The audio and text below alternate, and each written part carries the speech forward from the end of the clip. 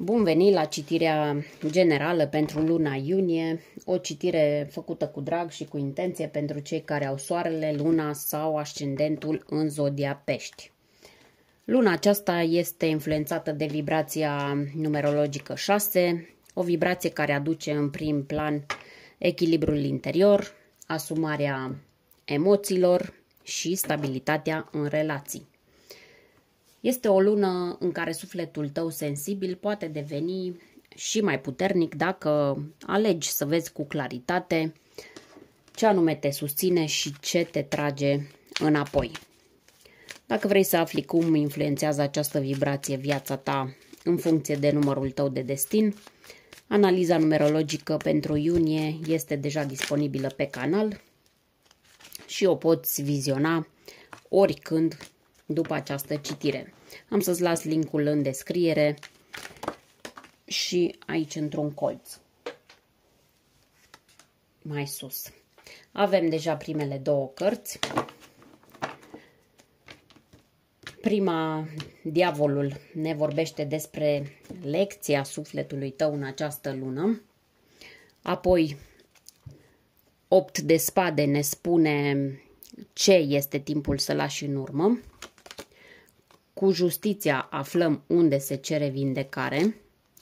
3 de spade ne spune cine sau ce poate aduce armonie. Interesantă carte în această poziție. Vedem ce se clarifică în planul sentimental, atât pentru cei singuri cât și pentru cei într-o relație. Avem aici Magicianul. Apoi vedem cum evoluează zona profesională și financiară, roata destinului. Vedem ce surpriză emoțională vine spre tine, Regele de bâte și ultima carte îți aduce un mesaj spiritual final, Regina de cupe.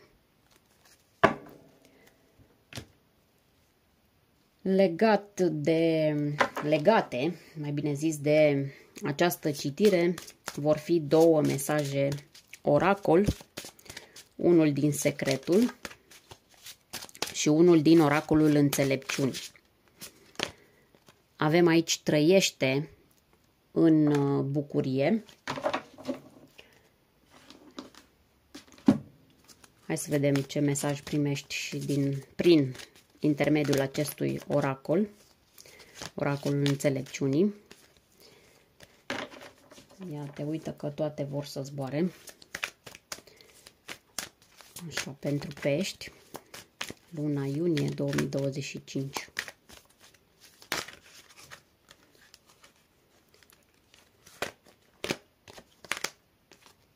Alegem intuitiv și avem aici numărul 32. Aici și acum, nici în trecut, nici în viitor. Doar aici, în momentul prezent. Trăiește cu bucurie aici și acum. Aceste mesaje nu le interpretăm imediat, ci la final, pentru că ele vin ca o încheiere subtilă, o esență a mesajelor lunii transmise de ghizii tăi spirituali. Ca să ne fie mai ușor tuturor, am hotărât să mă exprim la persoana a doua, singular, masculin de acum înainte. E o alegere de stil care simplifică exprimarea, dar mesajul rămâne perfect valabil pentru oricine rezonează cu citirea, indiferent de gen. Deci, dacă simți că mesajele sunt pentru tine, înseamnă că într-adevăr sunt. Acum că am făcut și această mențiune, permitem să mai fac o mică ajustare tehnică, să nu rămânem fără baterie și suntem gata să începem imediat. Mulțumesc pentru răbdare. Astăzi nu prea mi s-au aliniat planetele, dar nu mă dau bătută. Haideți să trecem la prima carte, aici unde avem Arcana Majoră, Diavolul. Tocmai această carte îți spune care este lecția sufletului tău în luna iunie. Văzând această carte în această poziție, este clar că această lună te provoacă profund, de la rădăcină. Așadar, care este acel atașament pe care îl numești necesar, dar care de fapt te ține captiv? Diavolul apare aici ca lecție de suflet, tocmai ca să scoată la suprafață ceea ce te domină fără să-ți dai seama. Poate fi o persoană, o frică, o dependență emoțională sau o stare de autosabotaj repetitiv. Această carte nu vorbește despre un pericol exterior. Aici este vorba despre ce parte din tine ai lăsat prea mult la mâna altora sau la mâna obiceiurilor tale inconștiente. Poate ai simțit nevoia să controlezi totul, să te agăți de ceva sigur, chiar dacă nu era sănătos. Diavolul îți pune oglinda în față și te întreabă dacă ești liber sau doar te-ai obișnuit cu lanțurile. Cartea este asociată cu zodia Capricorn, o energie a ambiției, a stabilității. Dar această energie dusă la extrem poate deveni rigiditate, frică de pierdere, poate deveni posesivitate. Această arcană majoră are numărul 15, care se reduce la 6, aceeași vibrație cu luna iunie. Asta face lecția și mai puternică. Ai ocazia reală să transformi o dependență într-o eliberare. Nu e o lecție ușoară, dar este esențială.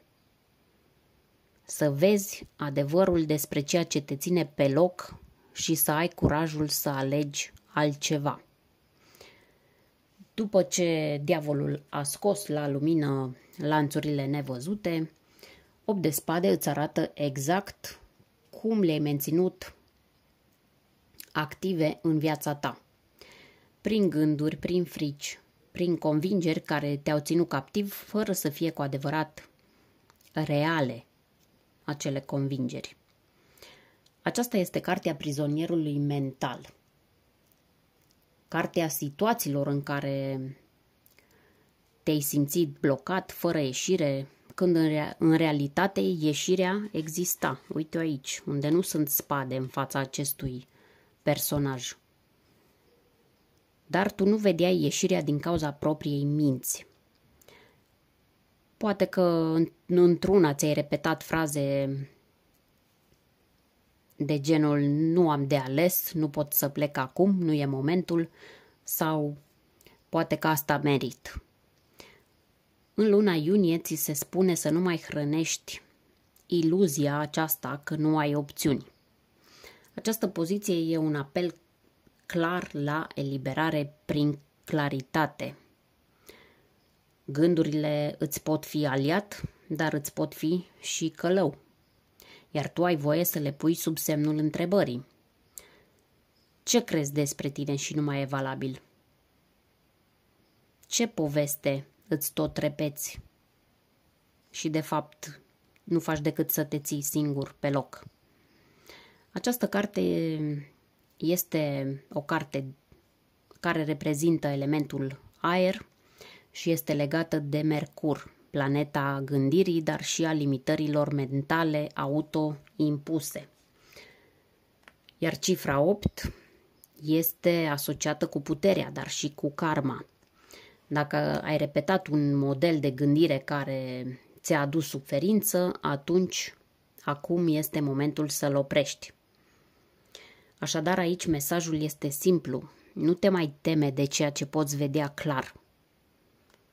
Frica dispare în lumină. Haideți să vedem unde este nevoie de vindecare. Aici avem o altă arcană majoră, justiția. Așadar, după ce ai început să recunoști lanțurile interioare și ai privit în față gândurile care te țineau captiv, justiția vine ca un apel la echilibru profund și la asumarea adevărului. Aici nu e vorba despre vină, e vorba despre responsabilitate conștientă. Această carte te cheamă să vindeci o relație dezechilibrată cu ideea de dreptate. Fie că ai simțit că ai fost tratat incorect, fie că te-ai judecat prea aspru pe tine însuți, este momentul să te întrebi unde ai simțit că ți s-a făcut o nedreptate și ai rămas blocat în acel episod. Unde ai păstrat tăcerea în loc să ceri echilibru? Sau, privind din cealaltă direcție, unde ai fost prea dur cu tine sau cu alții în numele unei dreptăți rigide?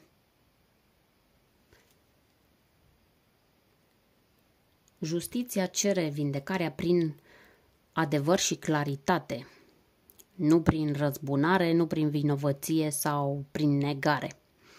Poate e timpul să ierți ceva, poate e timpul să recunoști o greșeală, dar fără să o mai porți ca pe o pedeapsă eternă.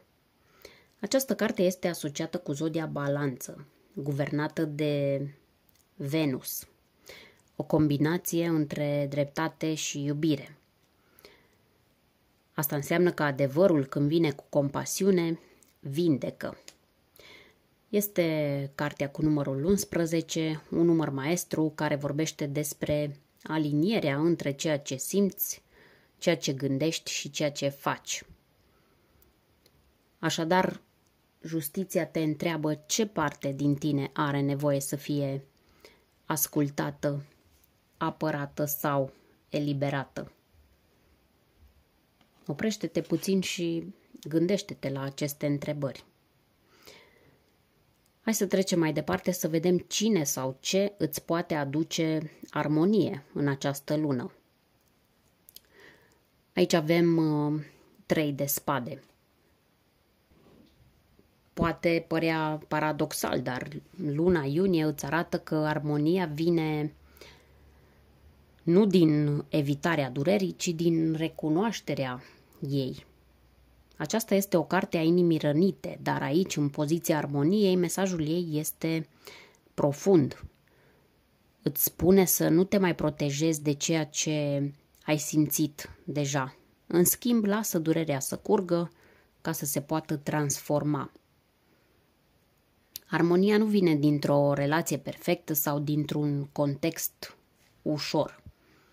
Vine din curajul de a accepta o durere trecută, de a o înțelege și a nu o mai lăsa să-ți dicteze prezentul. Poate ai fost trădat, respins, abandonat sau poate ai trăit o pierdere emoțională nemaipomenită. Poate nici măcar nu ai avut ocazia să o exprimi.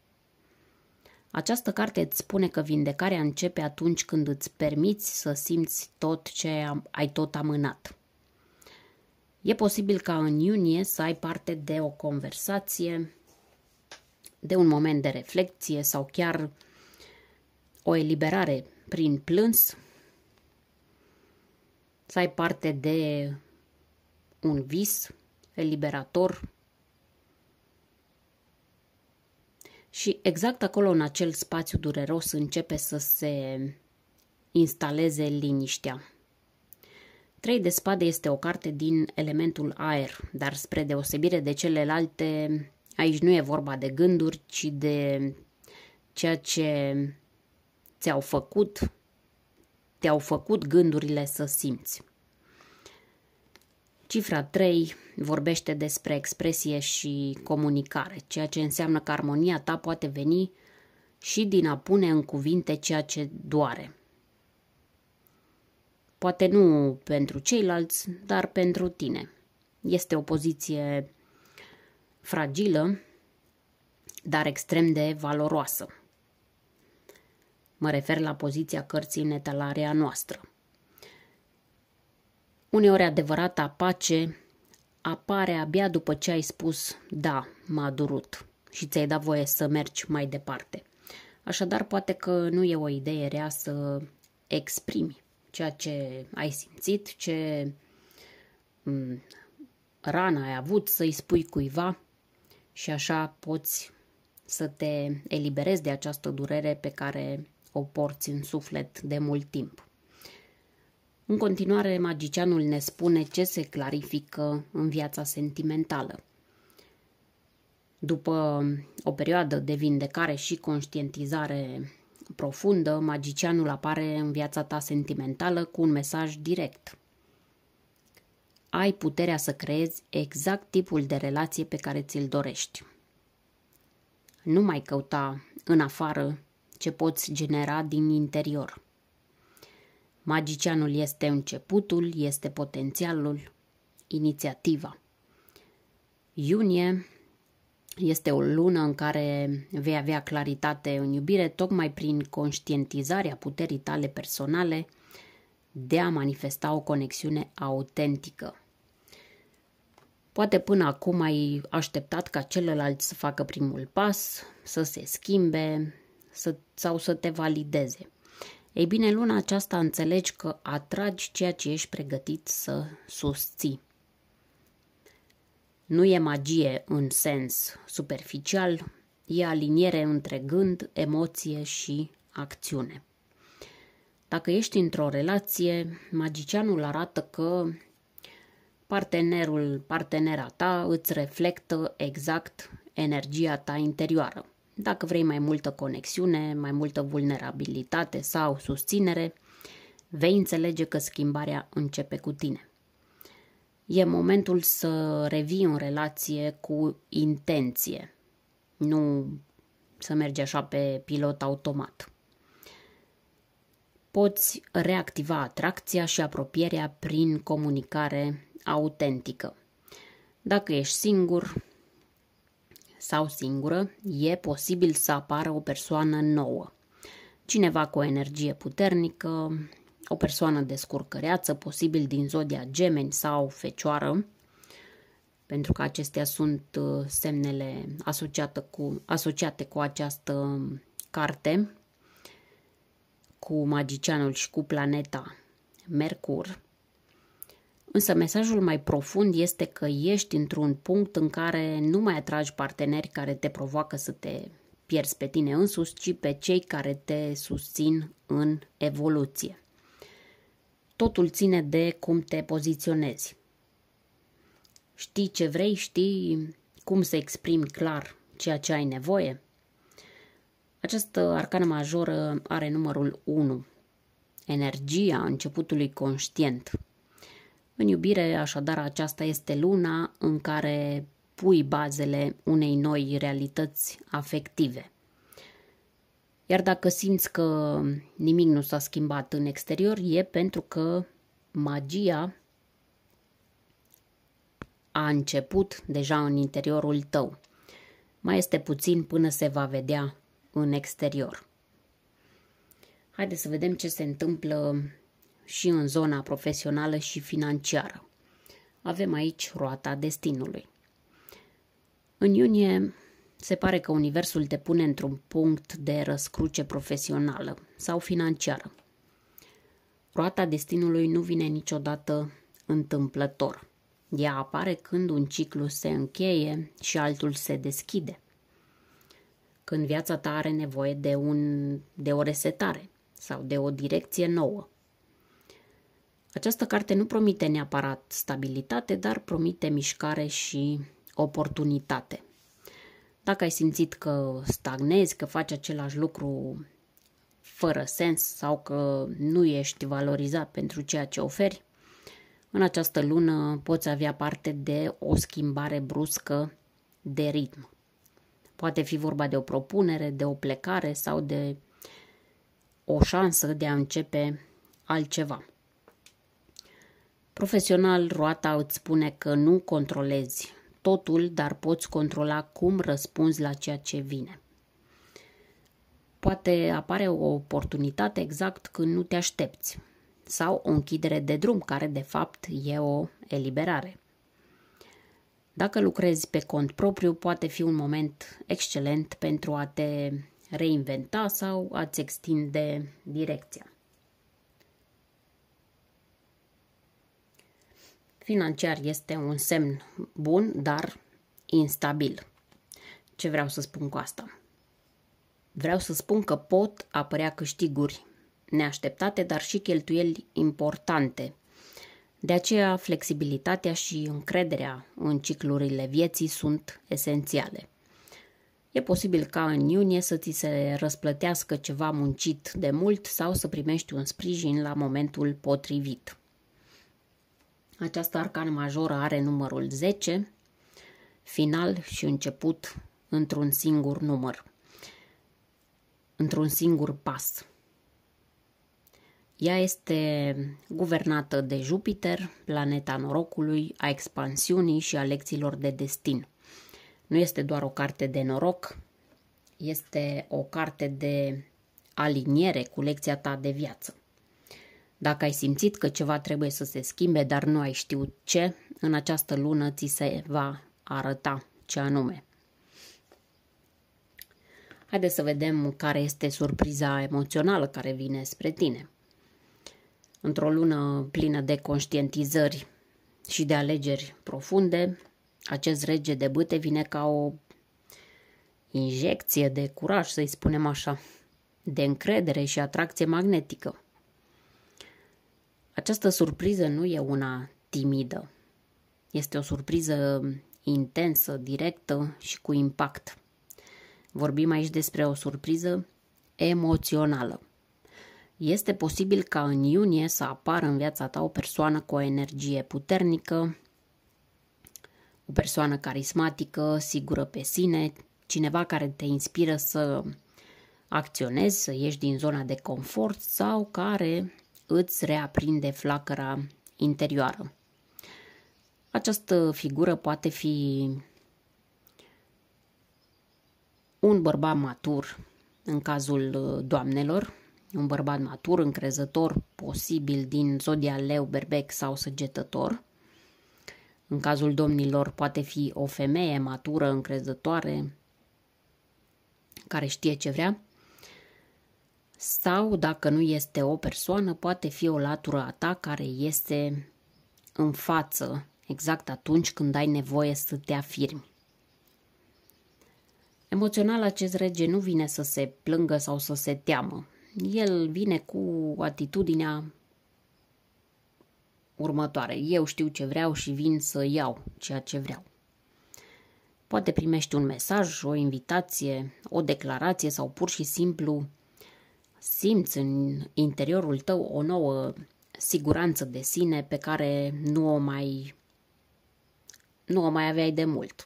Asta e surpriza. Te descoperi mai sigur, mai hotărât și mai viu. Regele de bâte este liderul viziunii și al inspirației. El nu așteaptă să fie validat, el acționează. Așadar, surpriza ta poate fi și o ieșire din pasivitate sau o trezire a unei dorințe pe care o ignorai. Este o carte de foc matur care îți spune că ai stat destul în umbră. Acum e timpul să și strălucești.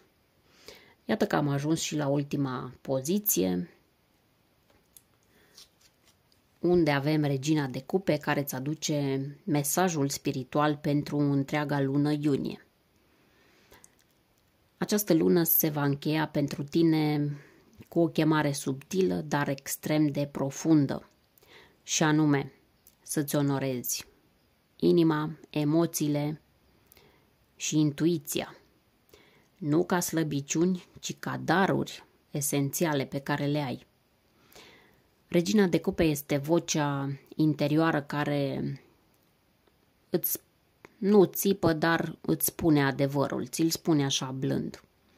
Este calmul care nu vine din pasivitate, ci din înțelepciune emoțională acumulată. Acest mesaj spiritual te invită să-ți amintești cine ești tu în esență. Un suflet sensibil, empatic, cu capacitatea rară de a simți dincolo de cuvinte. Dacă în ultima vreme ai fost în defensivă, ai fost confuz, poate chiar epuizat, această regină îți spune să ai grijă de tine așa cum ai grijă și de alții. Nu mai turna altora din cupa ta dacă e goală. Aceasta este o carte a elementului apă în deplină armonie cu zodia ta, dar cu o nuanță importantă. Aceasta nu e apa visătoare, e apa care știe când să se retragă ca să se regenereze. Această regină de cupe îți cere să te întorci spre tine, să-ți validezi emoțiile și să alegi cu finețe cui și cât îi dăruiești. Sensibilitatea ta este un instrument de navigație spirituală, nu este o slăbiciune. Această carte reprezintă nivelul matur de emoție și intuiție. Are o energie de femeie medicament sau suflet, ghid, care știe să țină spațiu și pentru durere și pentru lumină. Haideți să vedem acum și mesajele pe care le-ai primit din partea ghizilor spirituali prin aceste două. Trăiește în bucurie. Acesta este scopul. Nu succesul, nu perfecțiunea, nu aprobarea altora, ci bucuria autentică, aceea care vine din lucruri simple, lucruri curate și vii. Ce spune această carte? Umanitatea are nevoie de bucuria ta, pentru că bucuria ta schimbă energia din jurul tău. Planeta Pământ are nevoie de bucuria ta, pentru că atunci când trăiești cu inimă deschisă, nu distrugi, hrănești. Și universul are nevoie de bucuria ta, pentru că această bucurie te aliniază cu motivul pentru care ești aici. Găsește ce-ți aduce bucurie și trăiește acel lucru. Așa îți împlinești menirea. Al doilea mesaj din Oracolul Înțelepciunii, cartea numărul 32. Aici și acum. Această carte îți amintește că singurul moment în care poți trăi cu adevărat este prezentul. Poate ai fost prins între amintirile care dor și proiecțiile despre un viitor incert. Dar vindecarea, iubirea și bucuria toate încep în clipa de acum. Aici și acum îți spune că tot ceea ce ai nevoie este deja cu tine. Nu mai aștepta ca altcineva să te salveze, să te valideze sau să-ți dea permisiunea să trăiești. Nu e nevoie să știi tot drumul, e suficient să pășești prezent, conștient și cu încredere. Cifra 32 se reduce la 5, simbol al adaptabilității, al transformării și al alegerilor curajoase. E un moment excelent să renunți la gândurile care îți dau târcoale, ce-ar fi fost dacă. Este momentul să îmbrățișezi viața așa cum este acum, cu inima deschisă. Dacă ai simțit că ai fost blocat în trecut sau că ai tot amânat viața ta reală, acest mesaj este un semn blând, dar ferm. Și anume, este timpul să revii în corpul tău, în realitatea ta, în ziua de azi. Aici este cheia. Și cu acest mesaj puternic, aici și acum, se încheie citirea ta pentru luna iunie. Dacă ai simțit că unele mesaje ți s-au potrivit, îți mulțumesc că ai fost prezent și că ai primit ghidarea cu inima deschisă. Nu uita că deja este disponibilă pe canal analiza numerologică a vibrației lunii iunie, în care descoperi ce îți aduce această lună în funcție de numărul tău de destin.